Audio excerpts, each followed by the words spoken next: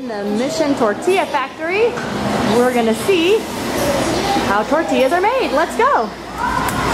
Oh.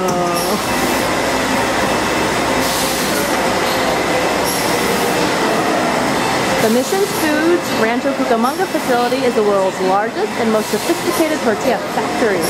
And there they make modern tortilla machines now produce up to 1,200 tortillas per minute. And here's a little sample here at Disneyland's California Adventure to look at. Yum. There are the balls of dough. You see them coming down? And they're put in there. And they're going to get flattened over here. And then they go through here. Come out here. Go around and around and around. And then they will give you a sample at the end to put one in your tummy. You're welcome. Thank you. You want one? Sure. Thank There's you. a salsa, man. I like the small ones better.